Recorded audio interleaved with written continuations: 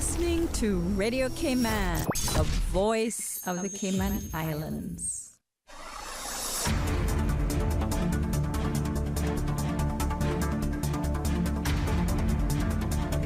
Live from Radio Cayman Studio, this is Money Sense, bringing an informed financial perspective to the Cayman community. A very good morning and warm welcome to Money Sense. I'm Simon Caudry and I have the distinct pleasure of hosting a group of people this morning to Money Sense.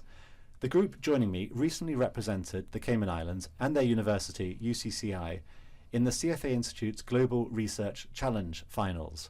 Now there's a mouthful, and we've got 4 people here with me. I could do the maths, just make sure I counted correctly. We've got 4 people with me. Rather than me trying to remember everyone's name correctly, let me go around the table and just ask each of you to introduce yourself. Just say who you are and what you currently do in your life. So let me start over here. So my name is Shantae Price. I am a risk analyst for Maples Group. A day-to-day life for me at work entails risk review, ensuring all risk documentation is up to date. We handle policies and procedures as well, so a lot of mitigation of the risks that pose a threat to the company.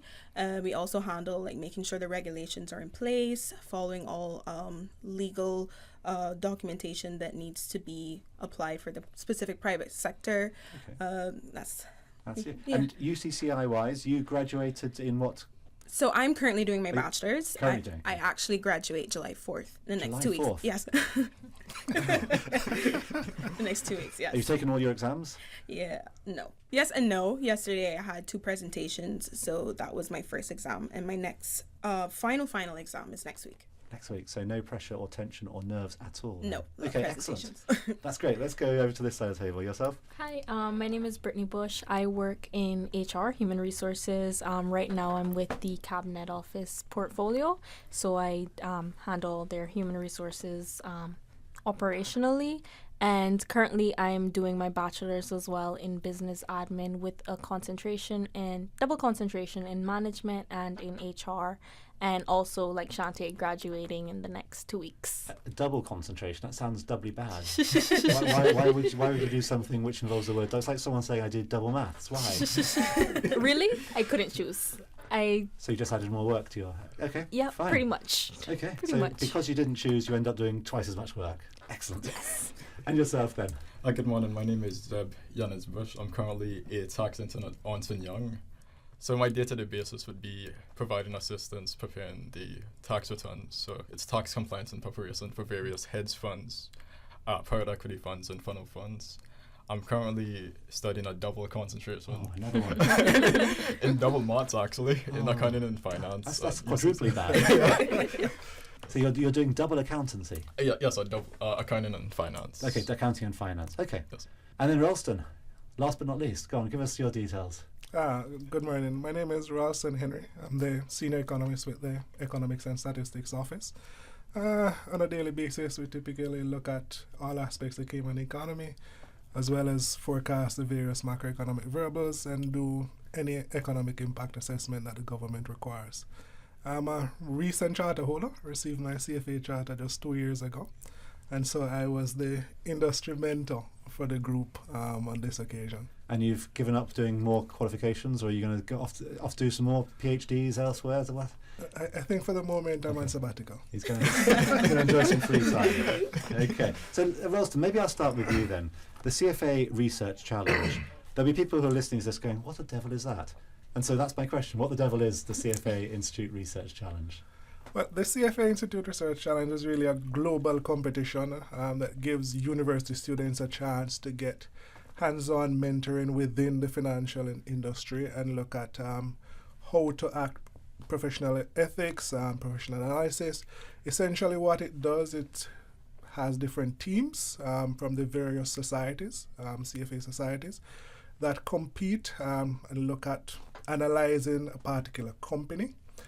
So in that sense, they are required to do a total assessment of the company and to come up with a recommendation as to whether or not an investor should purchase or not purchase that company.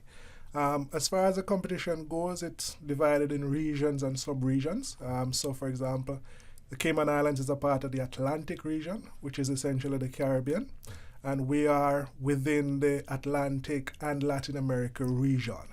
And so, firstly, the team would have competed within the Atlantic region, then they would have moved to the regional level, where they would have competed against teams within Latin America. And so, that region, on the final basis, whoever comes out of the Atlantic and Latin American region would compete against teams within North America and other regions across the world.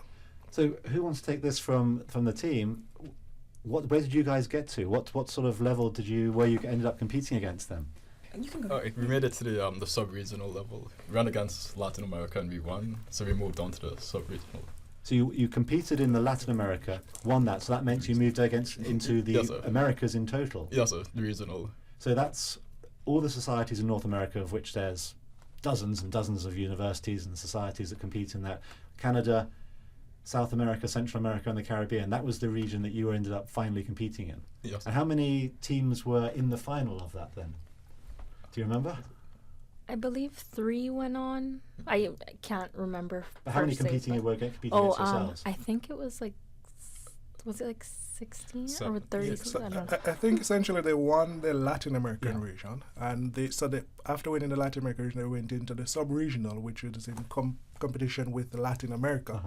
And so they came out from that group along with 2 other teams. So it only 3 teams advanced from the total Latin America and the Atlantic Islands. And so they went on to compete with other regions, primarily within the different areas of America. So there would have been teams from East, West, South America, as well as Canada. So I think it was 3 from each region. So I think in all there were 3 groups of about 6. So you were one of so the it top was 3 18. teams Yeah. in the Caribbean and South America. Yeah. Yes, sir. That's my maths is terrible, but there's quite a few countries in South America, quite a few countries that are fairly big in size, Extremely with a lot of resources, a lot of prestigious, well-known universities you're competing against there. I don't know if I'm overselling this, but that sounds like quite a good achievement. How did you find the whole process of competing against these people and just knowing that you're in a competition which has had such global competition to it?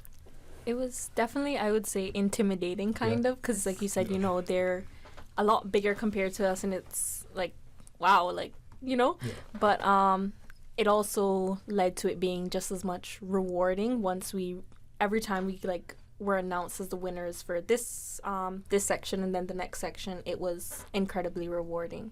Okay. How many people are in your team? There's 3 of you here today. How many are in the team in total? Overall 5. Overall 5. Yeah, Yeah. including Daring. Yeah. Daring Cook. Okay, got you. And so you say intimidating but rewarding.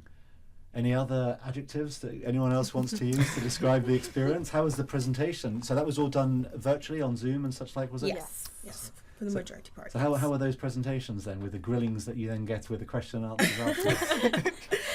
It was kind of good because the team had an overall exposure of the company we were doing. We all worked together. So when it came to the Q&A part of the presentations, we were all able to sort of add on to what someone said before. So nobody was just taking all the heat themselves. So by us taking that approach to the whole Q&A process, it took that pressure off of somebody else's shoulder. They're like, oh, my teammates got this as well.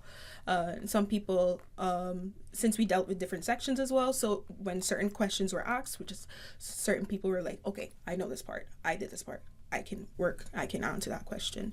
And if there was anything that specific person didn't cover, that was when our teammates would step in. And so we're clear, you are doing research on a company. We'll come to this and we'll get after the break, we're going to get you to sort of give your outline thesis on this company. But you're giving a presentation on a real company that real investors invest in, and you're presenting to people who are themselves investment managers, portfolio analysts, and they're listening to your thesis and they're critiquing it and they're giving you questions.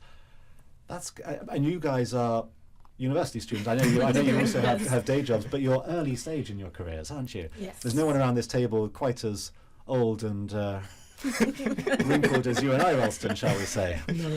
No, Simon, I leave you alone in that. So what's your role then, Ralston? You're claiming you're younger than me. He is, but you're saying what's your role then? You're just a helper of them or a guide. What do you do? You can't participate in the competition. You don't present. You don't answer the questions, do you?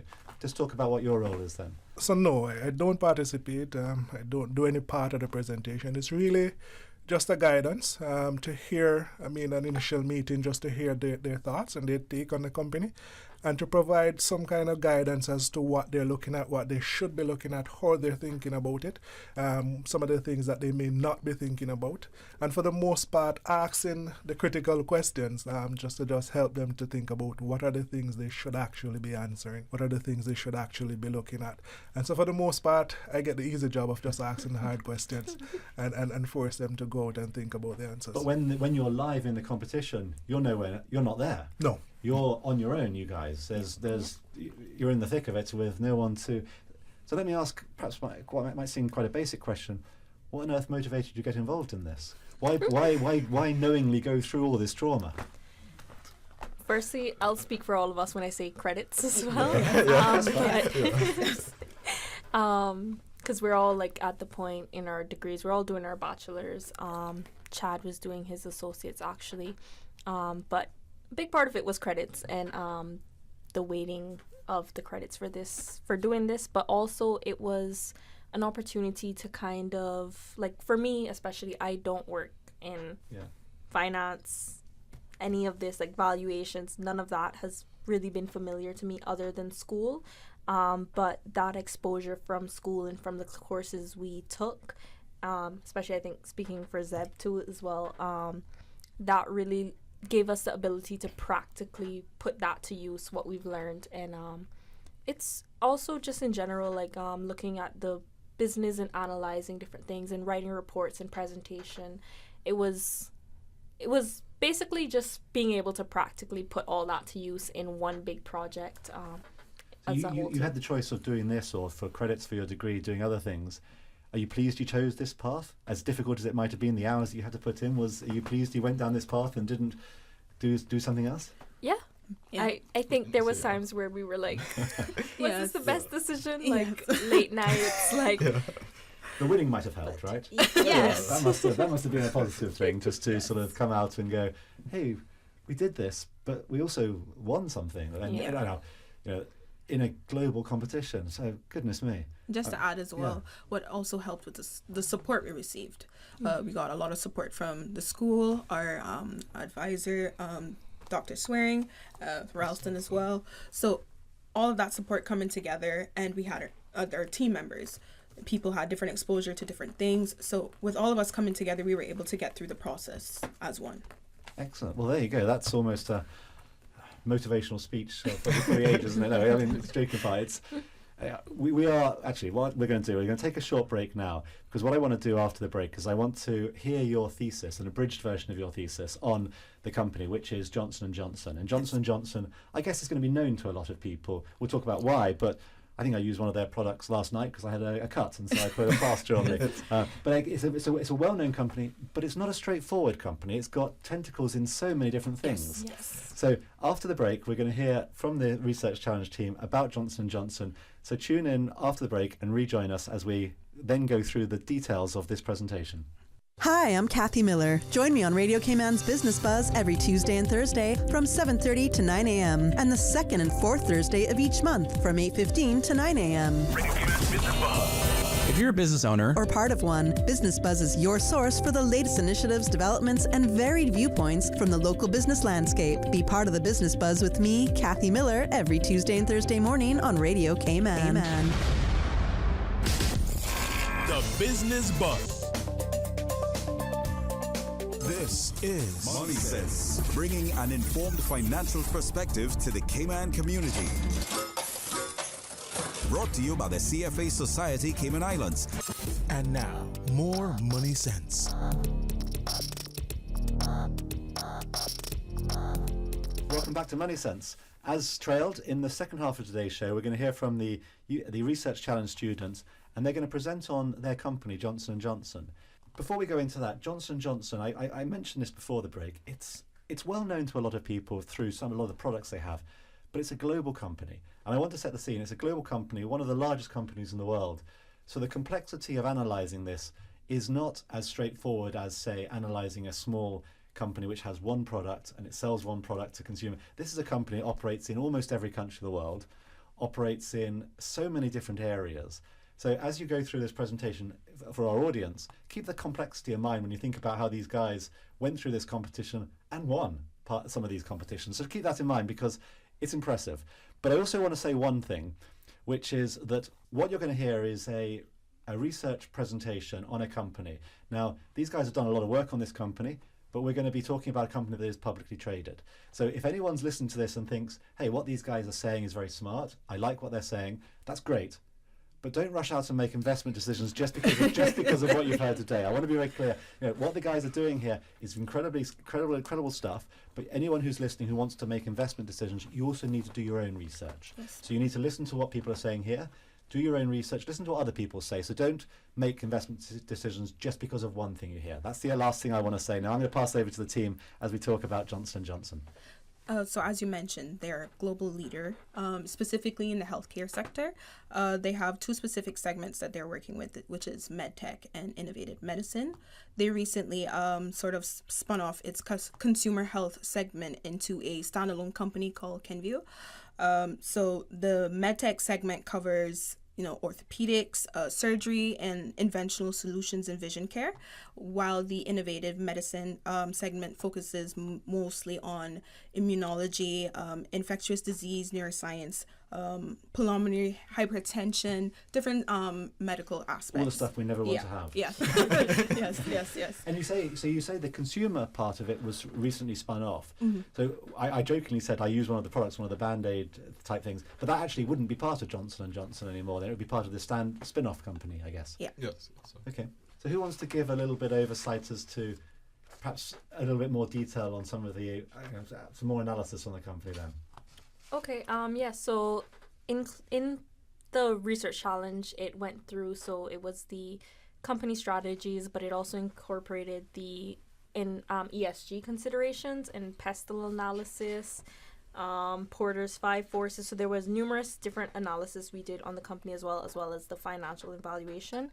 So in terms of the pestle analysis, for those of us like myself who have no idea what a pestle analysis is, just give us a high level. What does that mean? Yeah, so it's just looking into the environmental, legal, technological, sociological, economic, and political. It's an acronym. It's one of those things. Yes. So let's. Okay, fine. There'll be people going, for goodness sake. How can you As well, the Porter's 5 forces, which looks at like the threats of new entrants, rivalry, power of the consumers, power of suppliers, and substitutes. And then all as well as that, a SWOT analysis, which looks at the strengths, weaknesses, opportunities, and threats of the company. And then the ESG considerations, which looks at the environmental, social, and governance. So we kind of had to come up with a score for the company based on those 3 factors. What was your summary of each of the factors? When you look at the strengths and the weaknesses at sort of very high level, when you think about the strengths and the weaknesses of Johnson & Johnson, what were your views on those then? So for strengths, like Shante said, they're a global leader. They're highly recognized. They actually have over 135 years of experience. So that and a higher reach. So them being a recognizable brand in conversation, in the household, even though Kenvue is now separated, we see it's still recognized as Johnson & Johnson. Yes. So they've built a high level of trust, and this has led to steady revenue growth for them. And also a competitive advantage because people, especially with something like healthcare, you want to be able to trust the brand that you're using. And so that was a huge strength for them. In terms of weaknesses, there was a lot of risk in terms of legal backlash and some lawsuits and things, which was one of the biggest risks. Well, let's actually talk about that because Johnson & Johnson, if you pick up a newspaper or you do a Google search on Johnson & Johnson, one of the first things you find is billions and billions of dollars of potential lawsuits associated with talcum powder, amongst other things, right? Yeah. And so you, as a person thinking, should I invest in this company? And then you see this huge headline of $1 billion potential lawsuit. How did you factor that into your analysis? Because that seems quite scary it's a scarily big number sometimes. Yeah. So a lot of companies go through risk. With Johnson & Johnson, they have taken an approach of settling the lawsuits. So for all the lawsuits that they are facing, they've done a big chunk. So they're doing I would say probably $6.2 billion settlements. So they're paying out majority of the lawsuits that they have received to sort of show that they care about what's going on, the issue of, but the major thing, like you mentioned, was the talc powder. So in order to really deal with that, the lawsuits were mostly all around that specific component. So what they did was actually drop that specific powder to avoid facing any more lawsuits in the future. So I guess their approach to this whole situation was, I know their whole approach to the situation was more to see what the main issue was and to just cut it off. Do you think they've sort of, to use a medical expression, they've cauterized the wound that was bleeding? I don't know if that's quite how a doctor would say it. Yes. Okay, fair enough. So your interpretation of that, it was a problem that they faced, but they responded proactively and positively to fix the problem, I guess, is your interpretation. Yes. Okay. Go back to some of the other aspects there. So then, as well, then there's the financial analysis part, which is a big part of this. So with that, we kind of looked at all the for a course of the years, the annual reports and things, the ratios to kind of determine where they were at and where we could also forecast them to be. Basically, we looked at the financial statements for the past 7 years because we wanted to include, like before COVID-19, how the company was performing and during COVID-19. So we looked at different ratios. We looked at the profitability ratios, the liquidity ratios, solvency ratios, efficiency ratios as well, and other like key ratios to see how the company was performing. And we also compared those ratios to the different industry averages. Yeah. So we also saw how Johnson & Johnson was performing in comparison to its competitors. How's it comparing to those peers then? I would say that it's doing better. It's doing a lot of like acquisitions and stuff. So we'd say that it's expected to have a higher revenue growth than other competitors. Okay. Yeah. So I'm hearing on the one hand some of the risks of being well managed. I'm hearing on the other hand they're sort of seeing some financial ratios and performance which is going to be slightly ahead of some of their peers.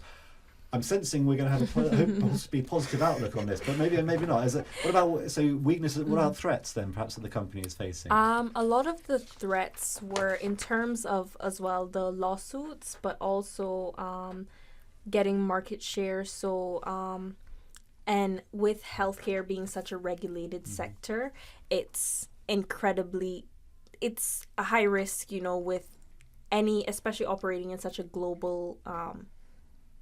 Operating globally, any country can implement a law or policy that would affect Johnson & Johnson's operations in general or a specific product specifically. So that's a big threat for them, is making sure that they're complying with the different regulations in different countries. What about valuation then? Because you can have you can have a company performing very well, managing all its threats, doing all those sorts of things smartly, but equally the stock could be very expensive. So you can have all the good things, but it could be very expensive. So how did you find valuation of this company? So we did two different types of valuations. We did absolute valuations, which were based primarily on our assumptions, and we also did relative valuations, which would be Johnson & Johnson in comparison of like the industry averages and stuff. So based on our absolute valuations, all the intrinsic prices were higher than the market price at that time, indicating that the stock is undervalued and you'd expect it to rise up to the intrinsic price. Mm-hmm. It was the same as well as for the relative valuation. So each of our valuation models basically indicated that the stock price is currently undervalued, so you'd expect it to move up to the intrinsic price. Okay. Which implies that you've got a favourable outlook on this, then. Yes. So you're okay. Just wanted to make sure we were clear on that one. So your recommendation was a buy. When did you put your recommendation out then? Because this was a couple of months ago now. Yes. So we've got the benefit of recent experience. So not only did you, this is a question I didn't prime you with, nor have I done the research to know what's happened to the stock. So what's happened to the stock since you put your original research out on it? So at first, when we, I don't remember when the first presentation was, because we did so much sessions of competition. But in between the two presentations, we had a bit of time to revisit and revise our recommendation. And actually, funnily enough, Johnson & Johnson had released their 2023 financials 2 days before our final Oh. our presentation. Yeah. So we had to Thinking of your free revise that. time. Oh. So Yes. we had to put those Yeah. into all the valuations and all the financials yeah. and Yes. things. So the last time was February 21st, 2024, when we revised and And since then, have you followed it since then? Have you followed how it's done? I've seen a few articles around Johnson & Johnson. Yes, they're doing well. They're continuously updating like their frameworks, their policies and procedures in place. What I'm seeing so far recently is that they're always going up. Okay. There's always something being done. Okay, so you put the buy recommendation on. The company seems to be doing well. So you'd still probably stick with that in the light of recent information. You still think it's a good company to own? Yeah. Well, there we go. Did anyone buy it? Did anyone buy 100 shares of Johnson & Johnson around the table? I guess if you're paying for your university, you can't afford to. But that's the next step, right? Is to so let me ask that question in a slightly different way. Do you think that this, having gone through this experience, do you think that you'll use some of the tools you've got? Because it's important, we start making investments early in life because of compounding and such like. Do you think you'll start to use some of these skills to make early investment decisions to help prepare yourself for future expenses and all such things? Yes, absolutely. I think it's very handy, and it's informative, like all the different variables we had to look into, as well as looking at what other people were saying about the same stock and things. It is very helpful, and I think that'll be helpful throughout life, when making investments. Yes. Well, there you go. And I think perhaps a final note for me in that respect would be to say, if you're going to buy something, try and do some of the research, some of the hard work that you Yes. guys have done, because hopefully it can stop you making bad investment decisions. You never guarantee you're making good ones, but Yes. at least you've made informed investment decisions at the very least. So you had fun. Yes. Would you do it again, or just you've got your credits now there? So would you recommend other people to do it at university? Yes, I would, especially if they have good time management skills. Yeah. It's very important to have that aspect with a specific challenge. I would recommend it because with the competition, it brings in a lot of different elements into one thing. Yeah. So High like level part of exposure. it is like if you just do financial accounting in one class, or you do like finance classes separate, it's kind of hard to bring the topics together. But what I liked with the competition with it brought various aspects together. So you kind of saw like how everything Connected some dots together. Yes. Yeah. Endless Excellent. experience. Excellent. Well, look, with that ringing in the ears, thank you, all of you, for joining us. It's been a real pleasure having you. Our time on Money Sense is always too short. But thank you for the four of you for joining us. So if I get the names right, Shantai, Ralston, Brittany and Zeb. Have I got that right? Excellent. you. Well, thank you for joining us. And thank you also to our listeners for tuning into Money Sense. As always, please do tune into Money Sense again in 2 weeks' time.